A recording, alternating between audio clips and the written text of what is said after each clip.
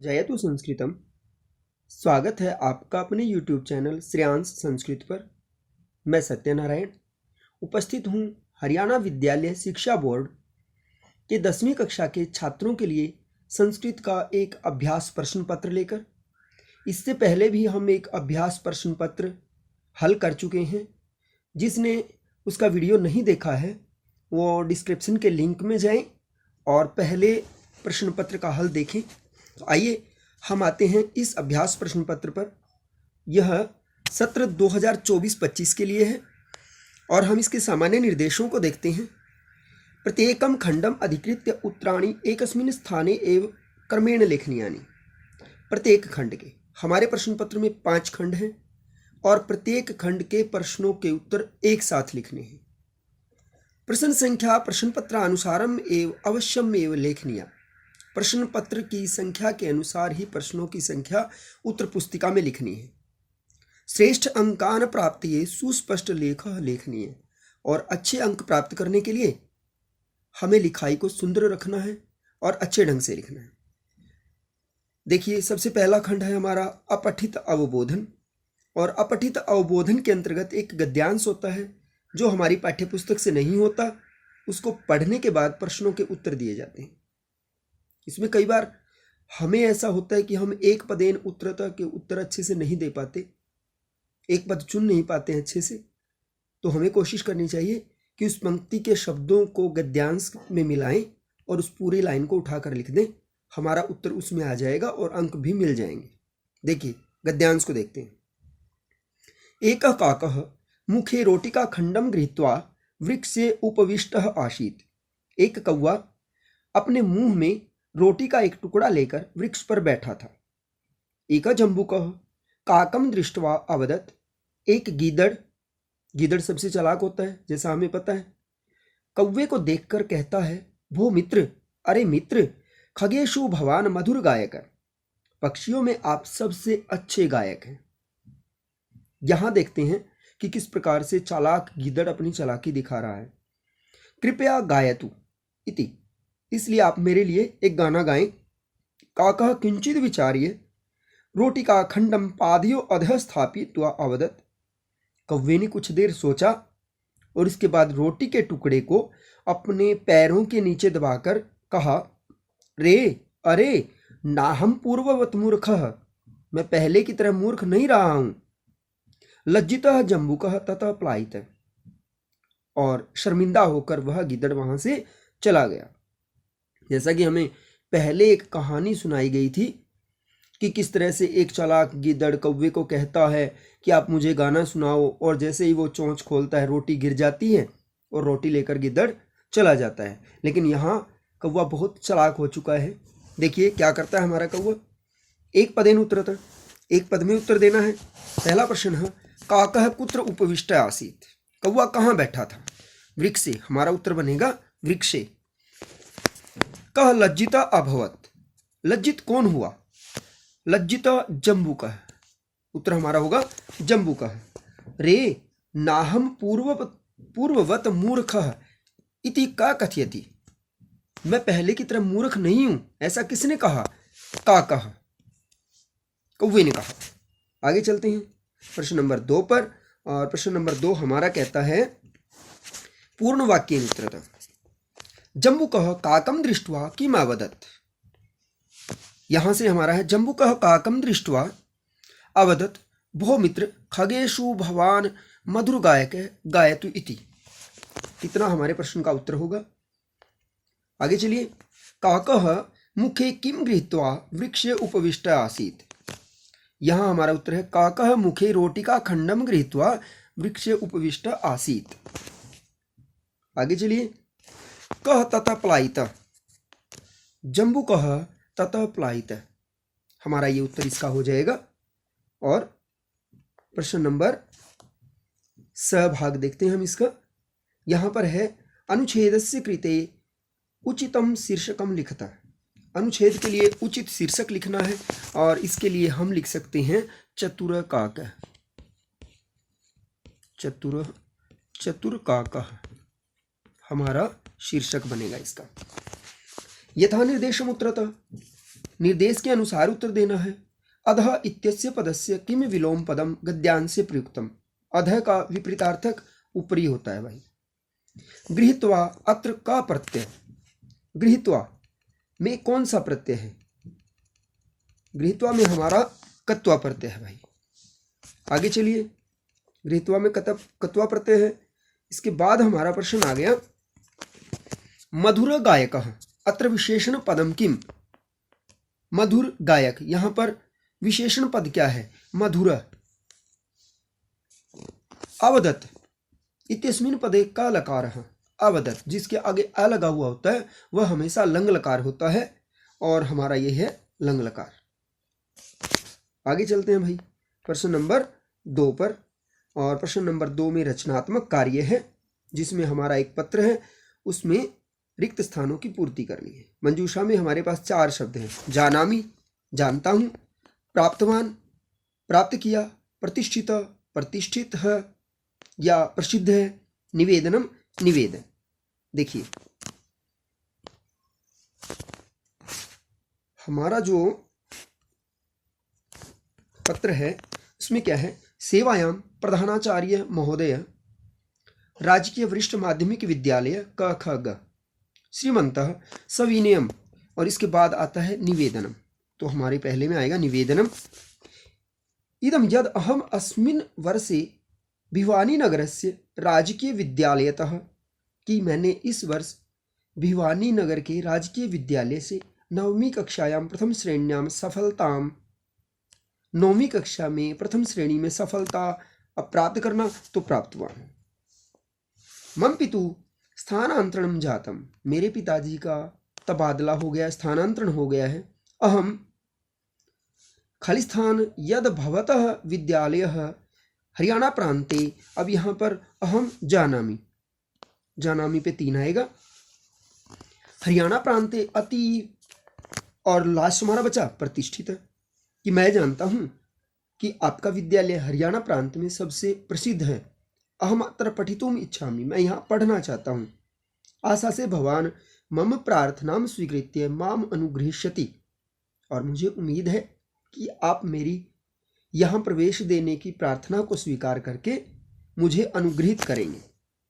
पहले में निवेदन, दूसरे में प्राप्तवान, तीसरे में जानामि और चौथे में प्रतिष्ठितः। प्रश्न नंबर 3 की तरफ हम बढ़ते हैं आगे। प्रश्न नंबर 3 हमारा एक चित्र है, उसको देखकर रिक्त स्थान पूर्ति करनी है। यहाँ पर बारिश हो रही है, 2 बच्चे एक छाता लिए हुए हैं और 2 बच्चे एक नाव चला रहे हैं और 2 मेंढक हैं। देखिए इदम खालिस्तान दृश्यमस्ति, यह जो दृश्य है, चित्र के बाद पहला जो वाक्य है हमारे पास 4 शब्द हैं। मेघाच्छन्नम, बादलों से ढका हुआ, ऋतु ऋतु, आतपत्रम छाता, करगद नौकाम, कागज की नौका को। इदम वर्षा ऋतु, पहले में आएगा ऋतु, पहले में हमने लिख दिया ऋतु, दूसरे में आएगा गगनम मेघाच्छन्नम शोभते, बालिका शिरसी आतपत्रम धार्यते। यहाँ पर बालिका नहीं आएगा, बालिके होगा, क्योंकि द्विवचन जहाँ दिया हुआ है, धार्यता दिया है, तो क्रिया द्विवचन की है तो कर्ता भी द्विवचन का ही होगा, बालिके। यहाँ पर हमारा ये शब्द गलत लिखा हुआ है, यहाँ आना चाहिए बालिके। आगे चलिए, फिर हम देखते हैं द्वौ बालकौ जले करगद नौकाम, करगद नौकाम पे 4 आएगा। 1 पे ऋतौ, 2 पे 1 पे ऋतु, 2 पे मेघाच्छन्नम, 3 पे आतपत्रम और 4 पे करगद नौकाम। आगे चलते हैं प्रश्न नंबर 4 पर। प्रश्न नंबर 3 खंड ग का है और इसमें है पठित अवबोधन। ये हमारी शेमुशी भाग 2 पर आधारित होता है। यहाँ हमें करना है इसका सरलार्थ हिंदी में, और सरलार्थ करने के लिए हमें 4-5 चीज़ों का ध्यान रखना पड़ता है। सबसे पहले हमें लिखना होता है संकेत, और संकेत लिखने के बाद हम क्या करेंगे, ये पहला शब्द और उसके बाद डैश डैश डैश लगाएंगे और उसके बाद लिखेंगे करणीयम। फिर लिखना है प्रसंग प्रकरण। प्रस्तुत गद्यांश हमारी संस्कृत की पाठ्य पुस्तक शेमुषी भाग 2 के भूकंप विभीषिका नामक पाठ से लिया गया है और इसमें भूकंप आने के कारणों पर विचार किया गया है। यह होता है हमारा प्रसंग प्रकरण। प्रसंग प्रकरण और प्रसंग प्रकरण के बाद जो हमारा तीसरे नंबर पर लिखना होता है उसको हम चाहे सरलार्थ के नाम से लिखें या फिर हम लिख सकते हैं उसके लिए व्याख्या। व्याख्या और व्याख्या में हम इसकी हिंदी लिखेंगे। यद्यपि देव प्रकोपो भूकंपो नाम, यद्यपि दैवीय प्रकोप भूकंप होता है, तस्योपशमनस्य न कोपि स्थिरोपाय दृश्यते, उसको रोकने के लिए कोई स्थिर उपाय हमारे पास नहीं है। प्रकृतेः समक्षम अद्यापि विज्ञान गर्वितो मानवः वामन कल्प एव, प्रकृति के सामने आज भी विज्ञान के घमंड से भरा हुआ मनुष्य बोना ही साबित होता है। तथापि भूकंप रहस्यज्ञाः कथयन्ति, तो भी भूकंप को जानने वाले भूगर्भ शास्त्री कहते हैं यत् बहुभूमिक भवन निर्माणम न करणीयम, कि ऊंची ऊंची बिल्डिंगें नहीं बनानी चाहिए। तो तीसरे नंबर पर व्याख्या में हमने इसका सरलार्थ लिखा और चौथे नंबर पर हमने लिखना है शब्दार्थ, और शब्दार्थ में हम 3 या 4 शब्दों के अर्थ लिखेंगे। जैसे प्रकोप होता है दुष्परिणाम या गुस्सा, प्रकृति प्रकृति का, भूकंप रहस्यज्ञ भूकंप को जानने वाले, विज्ञान गर्वित विज्ञान के घमंड से भरे हुए। तो इस तरह से हम 4 पार्ट्स में इसका सरलार्थ करेंगे और हमें 4 अंक पूरे मिलेंगे। इसमें अथवा में दिया गया है, इसके लिए संकेत उसी तरह से, पहला शब्द अस्ति और उसके बाद ददर्श। फिर प्रसंग प्रकरण, प्रसंग प्रकरण, प्रसंग प्रकरण में पहले की तरह वही लिखना है कि प्रस्तुत गद्यांश हमारी संस्कृत की पाठ्य पुस्तक शेमुषी भाग 2 के बुद्धिर बलवती सदा नामक पाठ से लिया गया है और इसमें बताया गया है कि किस प्रकार से बुद्धि हमेशा जीतती है। फिर व्याख्या करेंगे इसकी और व्याख्या में हम लिखेंगे अस्ति देवलाख्यो ग्राम, किसी देउल नाम के गांव में तत्र राजसिंह राजपुत्र वसति स्म, वहाँ राजसिंह नाम का एक राजपुत्र, राजा का पुत्र रहता था। एकदा केनापि आवश्यक कार्येण, एक बार किसी आवश्यक कार्य से, तस्य भार्या बुद्धिमती, उसकी पत्नी बुद्धिमती, पुत्र द्व्योपेता पितृगृहं प्रति चलिता, अपने पिता के घर की ओर चल पड़ी। मार्गे गहन कानने सा एकम व्याघ्रम ददर्श, रास्ते में गहरे जंगल में उसने एक बाघ को देखा।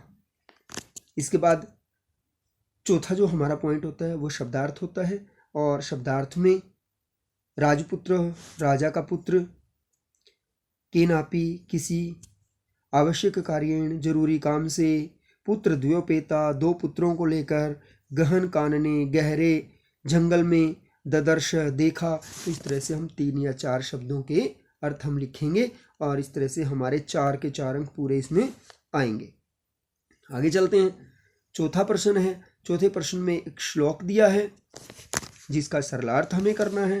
सरलार्थ में जो श्लोक होता है उसमें भावार्थ 5वां पॉइंट इंक्लूड करना होता है। 4 तो हमारे ऊपर की तरह रहेंगे, संकेत, प्रसंग प्रकरण, व्याख्या, शब्दार्थ और 5वें नंबर पर आएगा अगर श्लोक है तो भावार्थ।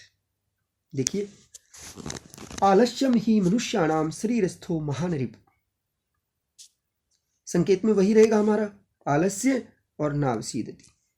प्रसंग प्रकरण लिखेंगे, प्रस्तुत श्लोक हमारी संस्कृत की पाठ्य पुस्तक शेमुषी भाग 2 के शुक्तयः नामक पाठ से लिया गया है और इसमें आलस्य और मेहनत दोनों के बारे में बताया गया है। व्याख्या करेंगे कि मनुष्यों के शरीर में, मनुष्याणाम शरीरस्थो, मनुष्यों के शरीर में रहने वाला आलस्य ही महान रिपु, आलस्य हमारा सबसे बड़ा शत्रु होता है। नास्ति उद्यम शमो बंधु यम कृत्वा न अवसीदति, और मेहनत के समान कोई बंधु नहीं है, कोई मित्र नहीं है, कोई दोस्त नहीं है जिसको करने के बाद हमें कभी भी पश्चाताप या पछतावा नहीं होता। शब्दार्थ में मनुष्याणाम, मनुष्यों के, रिपु शत्रु, बंधु मित्र, नास्ति नहीं है, और भावार्थ में लिखेंगे कि हमें आलस्य को छोड़कर हमेशा परिश्रम करना चाहिए। आगे चलते हैं। दूसरा जो श्लोक है, संकेत वायुमंडलम और पर्यावरण, बीच में डैश डैश डैश लगेंगे। प्रसंग प्रकरण। प्रस्तुत श्लोक हमारी संस्कृत की पाठ्यपुस्तक शेमुषी भाग 2 के शुचि पर्यावरणम नामक पाठ से लिया गया है, और इस श्लोक में वायुमंडल के दूषित होने के बारे में और सभी जगह मिलावट के बारे में बताया गया है। देखिए व्याख्या। वायुमंडलम भीषम दूषितम न ही निर्मलम जनम। हमारा जो वायुमंडल है वो बहुत अधिक प्रदूषित है और जल भी स्वच्छ नहीं मिलता है। कुत्सित वस्तु मिश्रितम भक्षम समलम धरातलम। हमारे खाने की चीज़ों में मिलावट कर दी जाती है, और हमारा जो धरातल है, हमारी जो पृथ्वी है, वो भी स्वच्छ नहीं है, यानी कि भू प्रदूषण भी फैला हुआ है। करणीयम बहिरंतर जगति तु बहुशुद्धिकरणम। हमें बाहर के और अंदर के संसार को बहुत अच्छे से शुद्ध करना है, पवित्र करना है। शुचि पर्यावरणम, हमें अपने पर्यावरण को शुद्ध करना है। शब्दार्थ में दूषितम दूषित, निर्मलम निर्मल, भक्ष्यम खाने योग्य, करणीयम करना चाहिए, शुचि पवित्र। तो इस तरह से 4-5 हो गए, और 5वां जो पॉइंट है वो भावार्थ है। भावार्थ में हमें लिखना है कि हमें अपने पर्यावरण को शुद्ध करने के लिए प्रयासरत रहना चाहिए। फिर शुक्तियाँ, हमारा जो अगला प्रश्न है 5वां प्रश्न, उसमें शुक्तियाँ हैं, और उनमें 2 का हिंदी में भावार्थ लिखना है। इनमें भी हम इसी तरह से 3 पॉइंट हम बना सकते हैं। पहला प्रसंग प्रकरण, दूसरा भावार्थ, और तीसरा शब्दार्थ। विद्वांस एव लोके अस्मिन् चक्षुष्मन्तः प्रकृतिता। प्रसंग प्रकरण में वही चीजें कि प्रस्तुत शुक्ति हमारी संस्कृत की पाठ्यपुस्तक शेमुषी भाग 2 के पाठ का नाम हमारा है, सुक्तयः से लिया गया है। फिर भावार्थ।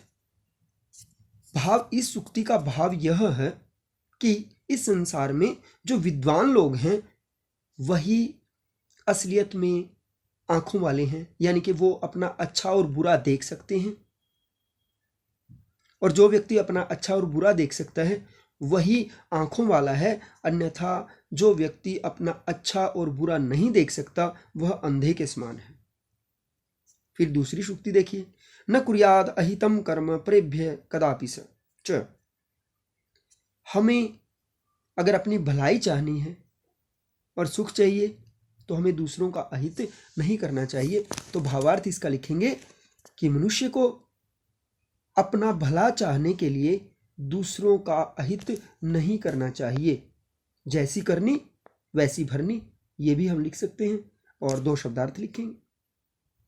अत्यादर शंकनीय, अत्यधिक आदर शंका पैदा करता है, यानी कि जहां पर हमें हमारी आवश्यकता से अधिक इज्जत और सम्मान मिल रहा हो तो वहां हमारे मन में शंका उत्पन्न होती है कि ऐसा क्यों हो रहा है। आचार प्रथमो धर्म, हमारा जो आचरण है वह सबसे पहला धर्म है, क्योंकि हमें अच्छा और बुरा बनाने में हमारे आचरण का सबसे बड़ा हाथ होता है। आगे चलते हैं, या इसके अथवा में हम लोग एक श्लोक दिया हुआ है, उसके अन्वय की पूर्ति करनी है। श्लोक को पढ़िए। सेवितव्यो महावृक्ष फल छाया स्मन्वित, यदि दैवात फलम नास्ति छाया केन निवार्यते। कि हमें महान वृक्ष की, बहुत बड़ा जो वृक्ष है उसकी सेवा करनी चाहिए। दूसरे शब्दों में हम लगाएं तो हमें अपने से बड़े बूढ़ों की सेवा करनी चाहिए। फल छाया समन्वित, उस पर फल और छाया लगे हुए हों तो। यदि दैवात फलम नास्ति छाया के निवार्यते, अगर भाग्य से उस वृक्ष पर फल नहीं लगे हुए हैं तो छाया को कौन हटा सकता है। हमारे जो बड़े बूढ़े हैं, अगर वो हमारे लिए काम करने में सक्षम हैं तो उनकी सेवा बनती ही है। और अगर वो काम करने में सक्षम नहीं है लेकिन फिर भी उनके आशीर्वाद को तो हमसे कोई दूर नहीं कर सकता। देखिए, फल छाया समन्वितः महावृक्ष, पहला है हमारा महावृक्ष सेवितव्य। फिर यदि दैवात, यदि हमारे यहां पर हमारे पास दैवात 2 होगा और तीसरे नंबर पर दैवात यदि फलम नास्ति, फल नहीं है, छाया केन निवार्यते। तो बहुत आसानी से हम ये 4 अंक ले सकते हैं। या तो आप सूक्तियों का भावार्थ लिखिए या फिर इसका अन्वय पूर्ति कीजिए। और मुझे लगता है कि ये अन्वय पूर्ति करना हमारे लिए सूक्तियों के भावार्थ से कहीं अच्छा रहेगा, क्योंकि वहाँ गलती होने का चांस रहेगा और यहाँ पर गलती होने का चांस कम रहेगा। चलते हैं आगे प्रश्न नंबर 6 पर। यहाँ पर हमारे पास अधः प्रदत्तम गद्यांशं पठित्वा प्रश्नानाम उत्तराणि संस्कृतेन पूर्ण वाक्येन लिखत। संस्कृत में पूर्ण वाक्य में लिखने, सीधी सी बात है, शब्दों को मिलाइए और पूरी लाइन आप लिख दीजिए उठा के। देखिए, पहला प्रश्न हमारा क्या, एक सिंह सुखेन विश्राम्यते, सौहार्द प्रकृतिर शोभा पाठ से है ये। एक शेर सुखपूर्वक सो रहा था, तदेव एक वानरा आगत्य तस्य पुच्छम धुनोति, तभी एक बंदर आता है और उसकी पूंछ को घुमा देता है। क्रुद्ध सिंह तम प्रहर्तुम इच्छति, क्रोधित होकर सिंह शेर उस पर प्रहार करना चाहता है। परम वानरस्तु कूर्दित्वा वृक्षमारूढ़, लेकिन बंदर कूदकर पेड़ पर चढ़ जाता है। तदेव अन्यस्माद् वृक्षाद अपरः वानर, उसी समय दूसरे पेड़ से एक दूसरा बंदर सिंहस्य कर्णम आकृष्य पुनः वृक्षस्योपरि आरोहति, शेर का कान खींचता है और फिर से ऊपर चढ़ जाता है। प्रश्न देखिए, सिंहस्य पुच्छम का धुनोति वानरः, यहाँ पर हम इस पूरी लाइन को लिख सकते हैं यहाँ तक के। एक वानरः आगत्य तस्य पुच्छम धुनोति, तस्य की जगह हम सिंहस्य लिख देंगे। फिर वृक्षम कयारूढ़, यहां से यहां तक का लिख देंगे। वानरस्तु, तू को छोड़ देंगे, का की जगह या तो वानर हम लिख दें या फिर ये लाइन पूरी लिख दें, दोनों तरह से सही हमारा होगा। अपरः वानरः सिंहस्य किम आकृष्य आरोहति, अपरः वानरः सिंहस्य कर्णम आकृष्य वृक्षस्योपरि आरोहति। हमारे तीसरे प्रश्न का उत्तर है वृक्षस्योपरि, वृक्षस्य जमा ऊपरी, हमारा संधि विच्छेद होगा भाई। चारों प्रश्न हमारे हो गए हैं। आगे चलते हैं और आगे हमारा एक श्लोक है जिसमें से प्रश्नों के उत्तर हमें छांटने हैं। और यह श्लोक हम ऊपर पढ़ चुके हैं अन्वय पूर्ति के लिए। देखिए, सेवितव्यो महावृक्ष फल छाया समन्वित, यदि देवात फलम नास्ति छाया के निवार्यते। हमें फल और छाया से युक्त बड़े वृक्षों की सेवा करनी चाहिए। यदि भाग्य से उस पर फल नहीं लगे हुए हैं तो उसकी छाया को कौन हटा सकता है, अर्थात छाया तो मिलेगी ही। प्रश्न पहला देखिए, कीदृश वृक्ष सेवितव्य, महावृक्ष सेवितव्य, हमारा उत्तर ये बनेगा। देवात किम नास्ति, देवात फलम नास्ति, यहां तक का लिख सकते हैं। नास्ति अत्र का संधि विच्छेद न जमा में अस्ति भाई, बहुत आसान है और ये तो 2 अंक फ्री के हैं बिल्कुल। देखिए, क्योंकि 2 ही करने हैं, 1-1 अंक का है, 2 अंक हमारे ये हैं। प्रश्न निर्माण करना है, बहुत आसान होता है ये। और अब इसमें दिया भी हुआ है कि उसमें से छांटना ही है बस। प्रश्न त्रयम, 3 प्रश्न करने हैं, 3 नंबर का है। देखिए, पुत्रम दृष्टुम स प्रस्थित, पुत्रम द्वितीय विभक्ति एकवचन है तो पुत्र पुल्लिंग है कम, चौरस्य पादध्वनिना अतिथि प्रबुद्ध। श षष्ठी विभक्ति में लगा होता है तो श वाला लिखेंगे हम कश्य। न्यायाधीश बंकिम चंद्र आसीत्। बंकिम चंद्र प्रथमा विभक्ति एकवचन क। स भार वेदनया क्रंदति सम। भार वेदनया, भार वेदना स्त्रीलिंग है, तृतीय विभक्ति है कया। बहुत आसान है। एक श्लोक लिखना है, कोई भी एक श्लोक लिखना है जो आपकी शेमुसी पुस्तक से तो हो लेकिन इस प्रश्न पत्र में ना हो। तो इसके लिए हम लिखेंगे य इच्छति आत्मनः श्रेय। य इच्छत्य आत्मनः श्रेय, आत्मनः श्रेयः प्रभूतानि सुखानि च। प्रभूतानि, इस तरह का हमारा एक श्लोक है, सूक्तय में से यह श्लोक है। प्रभूतानि सुखानि च न कुर्याद अहितम कर्म सपरेभ्य कदापि च। या फिर हम कोई और श्लोक, जैसे बहुत आसान सा एक श्लोक है, काकः कृष्ण पिकः कृष्ण का भेदः पिक काकयो वसंत समय प्राप्ते काकः काकः पिकः पिक। फिर और देखिए अन्योक्तय से एक श्लोक है, एका एव खगो मानी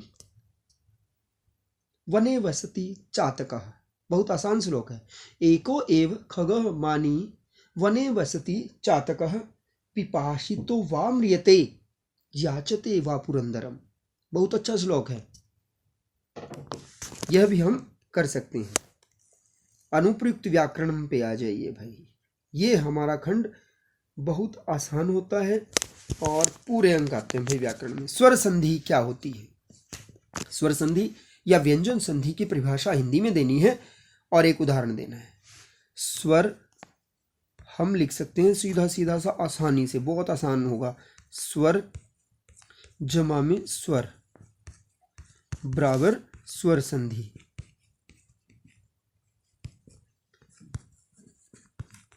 यानी कि जब स्वर के आगे कोई स्वर आ जाए तो उन दोनों के मेल से जो संधि होगी उसे हम स्वर संधि कहेंगे। और जैसे हिम जमा आलय, हिम जमा आलय, यहाँ हिम में यहाँ पर अ है और ये आ है, दोनों स्वर हैं, दोनों मिलेंगे तो बनेगा हिमालय। जैसे कपि जमा ईशः, कपि में ई और ईशय का ई दोनों मिलेंगे तो दीर्घ होगा। जैसे उपजमा इंद्र, उपजमा इंद्र, ये अ और ये ई दोनों मिलेंगे तो बन जाएगा उपेंद्र। तो व्यंजन संधि क्या है? जब व्यंजन के आगे, व्यंजन जमा में स्वर या फिर व्यंजन, जब किसी व्यंजन के आगे कोई स्वर या व्यंजन आ जाए तो दोनों का जो मेल होगा उसको हम कहेंगे व्यंजन संधि। और उदाहरण के लिए हम लिखते हैं जगत जमा नाथः, जगत जमा नाथ बन गया हमारा जगन्नाथ। ये तो हमारा हुआ व्यंजन के आगे व्यंजन का, क्योंकि ये भी व्यंजन और ये भी व्यंजन है। अब हमने कहा था कि व्यंजन के आगे कोई स्वर आ जाए तो भी व्यंजन संधि होगी, तो हमारा क्या बनेगा? अहम जमा अपि। अब हमारे पास क्या है? अहम में म व्यंजन है और अपि का अ स्वर है, तो मिल जाएगा अहम अपि। आगे चलते हैं। द्वंद्व समासस्य अथवा अव्ययी भाव समासस्य परिभाषाम हिंदी भाषया उदाहरणम च संस्कृत भाषया लिखे।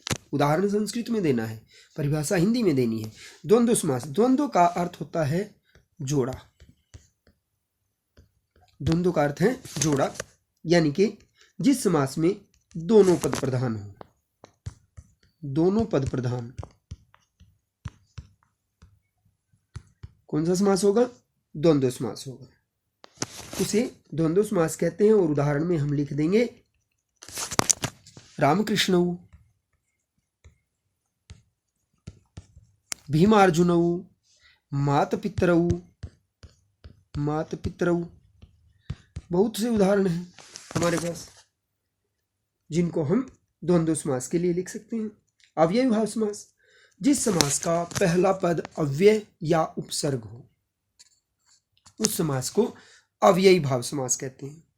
और अव्ययी भाव समास का उदाहरण हमारा होगा उपेंद्रम, या फिर यथाशक्ति, या फिर उपगंगम, उपकृष्णम। यहां पर पहला पद अव्यय या उपसर्ग है, इसलिए यहां पर अव्ययी भाव समास है।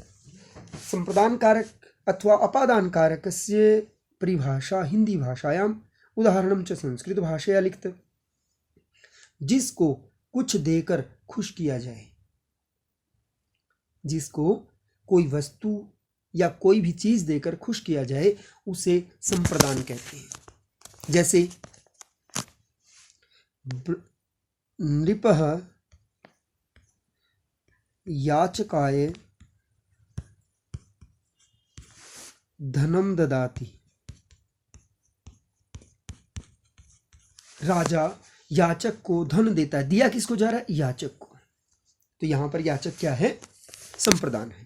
यानी कि जहां पर किसी को कुछ देकर खुश किया जाएगा वहां वो संप्रदान कारक होगा, और संप्रदान कारक में हमेशा चतुर्थी विभक्ति का प्रयोग होता है। अपादान, जिससे कोई वस्तु अलग हो उसे अपादान कारक कहते हैं। यानी कि जिस चीज से कोई चीज अलग होगी तो उसको हम अपादान कारक कहेंगे। जैसे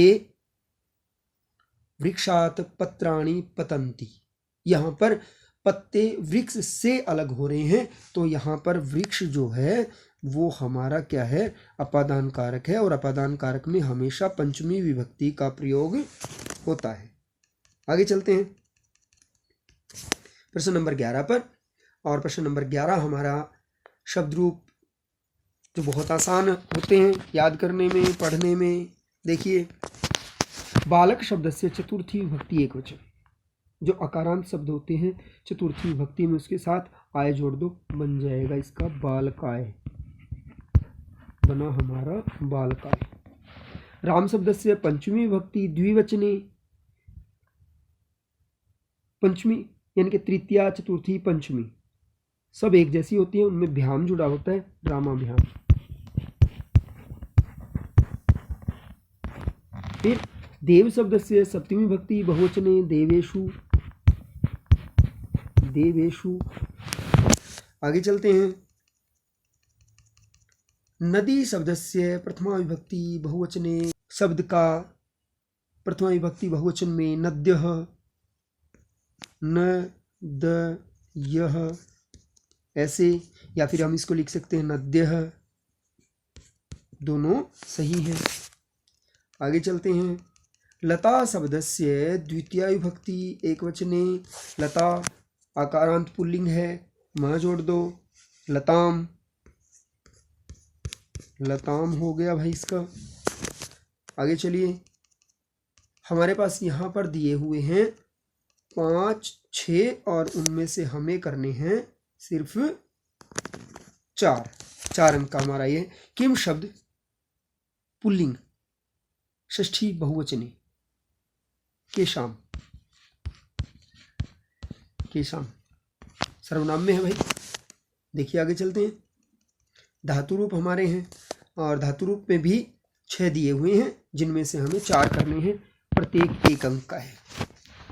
अस धातु, अस धातु का और लट लकार प्रथम पुरुष द्विवचन, लट लकार प्रथम पुरुष द्विवचन, स्त, अस्ति स्त, स्त हमारा आएगा यहाँ पर। आगे चलिए। हन धातु लिट लकार उत्तम पुरुष एक वचन, हनिश्यामी, हनिश्यामी, हनिश्यामी, हनिश्याव, हनिश्यामा, इस तरह से चलेंगे इसके रूप भाई। आगे देखिए। गम धातु लट लकार मध्यम पुरुष बहुवचने, ग, च, छ और थ, गच्छत। पठ धातु विधिलिंग लकारे मध्यम पुरुष एक वचने, पठ धातु, विधिलिंग लकार, मध्यम पुरुष एक वचन, पठे, मध्यम पुरुष एक वचन में बनेगा पठे। दृश्य धातु, लट लकार, उत्तम पुरुष एक वचन, पश्यामि बनेगा पश्यामि। और लास्ट हमारा पा धातु, लिट लकार, प्रथम पुरुष एक वचन, प्रथम पुरुष एक वचन में ती जुड़ता है। पा धातु को जो लिट लकार होता है उसमें मूल धातु रहेगी, बनेगा पाश्यति, पाश्यति। ठीक है, आगे चलते हैं। हमारा जो 13वां प्रश्न है उसको ती चुनकर हमें लिखनी है। ये भी प्रश्न बहुत आसान होता है। देखिए, पिता पुत्राय कुप्यति, पिता पुत्राय कुप्यति, माता पुत्रेण सह गच्छति, सह के योग में तृतीया होती है, कुप क्रोध करनार्थ में चतुर्थी विभक्ति प्रयोग होती है। यहाँ पर विना के योग में द्वितीया, तृतीया और पंचमी विभक्ति होती है। हमारे पास द्वितीय विभक्ति का है जलम, तो इसको हम रखेंगे स। अब खाना है तो एक आंख से होगा, और ये नांग विकार है नेत्रेण, परिता के योग में हमेशा द्वितीय विभक्ति होती है। आगे चलिए, अव्यय पदों की सहायता से रिक्त स्थान भरने। पर्यावरणस्य रक्षणम एव सदा सत्यम वद और कदापि अनृतम न वदेत। बहुत आसान है भाई, आगे चलते हैं। उपसर्ग अलग करके लिखने हैं। पहले में आ उपसर्ग है, आजमागत्य, आगम और ल्यप है यहाँ, तो यहाँ पर आ उपसर्ग है, हमें सिर्फ उपसर्ग देखना है। उपेत्य उपसर्ग है भाई, और अनुगृहित है, अनुपसर्ग है। तीनों उपसर्ग हमारे अलग हो गए हैं। और अगला जो हमारा प्रश्न है उसमें 17 प्रश्न हमारे पास हैं और बहुविकल्पीय प्रश्न है, बहुत आसान होता है। देखिए, पहला प्रश्न हमारा है पदाति जमा एव विसर्गों को र हो जाएगा पदाति रेव, पदाति रेव। दूसरा देखिए, प्रकृति रेव, सिंपल सी बात है, ऊपर इसी तरह का संधि विच्छेद दिया है, नीचे उसका जुड़ा हुआ दिया, संधि विच्छेद करना, प्रकृति जमा एव। महाराष्ट्रे महत च तत् राष्ट्रम तस्मिन, महान है जो राष्ट्र उसमें, हमारा ये विग्रह बनेगा। आगे चलते हैं। देखिए प्रश्न नंबर 4 को, और प्रश्न नंबर 4 में हमारे पास है पंचवटी। कौन सा समास होगा? जिसका पहला पद संख्यावाची होता है वो हमेशा द्विगु समास होता है। सार्थकम शब्द का विलोम पद सार्थक का निरर्थक होता है। कृतज्ञता का विलोम पद कृतज्ञ का कृतघ्न होता है और कृतज्ञता का कृतघ्नता होगा भाई। तनु इत्यस्य शब्दस्य इत्यस्य पदस्य पर्याय पदम किम? तनु होता है शरीर को कहते हैं। तन जब हम सुनते हैं सामान्य बोलचाल की भाषा में कि तन, तनु हमारा होगा। और फिर आ गया हमारा नेक्स्ट प्रश्न। देखिए, सविता इत्यस्य पदस्य पर्याय पदम किम? सविता हम भास्कर को सूर्य को कहते हैं। त्यज जमा कत्वा त्यक्त्वा होता है। धैर्यवान जिसमें मान और वान जुड़ा हो वहां पर सीधा सीधा मतु प्रत्यय होता है। नवती 90 को कहते हैं। और आगे चलते हैं भाई। 27 इत्यस्य पदस्य संख्यावाची पद सप्तविंशति होगा। और महत विद्याधनम, महत विद्याधनम अत्र विशेष्य पदम की, विशेषण महान है और तो विशेष्य होगा विद्याधनम। सर्वै उपायै अत्र किम विशेषण पदम? यहाँ पर हमारा सर्वै गलती से सर्वैव हो गया था। घटिकाम दृष्ट्वा समयेन रिक्त स्थानम पूर्यत, घड़ी को देखकर समय के लिए रिक्त स्थान भरना है। और इसके लिए हमारा है, बजे हुए हैं हमारे पास, एक सुई 12 पर है और एक 5 है, तो 5 बजे हुए हैं। तो रामः प्रातः पंचवादने उत्तिष्ठति, पहला हमारा उत्तर बन जाएगा पंचवादने। और दूसरा, मयंकः प्रातः खालिस्थान भ्रमणाय गच्छति, एक सुई हमारी 4:30 पर है और एक 6 पर है, तो सपाद चतुर्वादने हमारे प्रश्न का उत्तर रहेगा। और इस तरह से हम इस प्रश्न पत्र को कर रहे हैं। नेक्स्ट लास्ट प्रश्न हमारा देखिए, लास्ट प्रश्न में क्या है, चतुर्विंशति इत्यस्मिन् पदे का संख्या अस्ति, चतुर्विंशति 4 और 20 24 भाई। बहुत आसान पेपर था और मुझे उम्मीद है कि आप इस पूरे वीडियो को देख रहे हैं। यह आपके लिए बहुत लाभदायक सिद्ध होगा। अगर वीडियो अच्छा लगे तो लाइक करें, चैनल को सब्सक्राइब करें, वीडियो को अपने दोस्तों के साथ शेयर करें। और कोई भी चीज़ अगर आपको समझ नहीं आ रही है तो कमेंट छोड़िए, आपको उसका हल बताया जाएगा। धन्यवाद।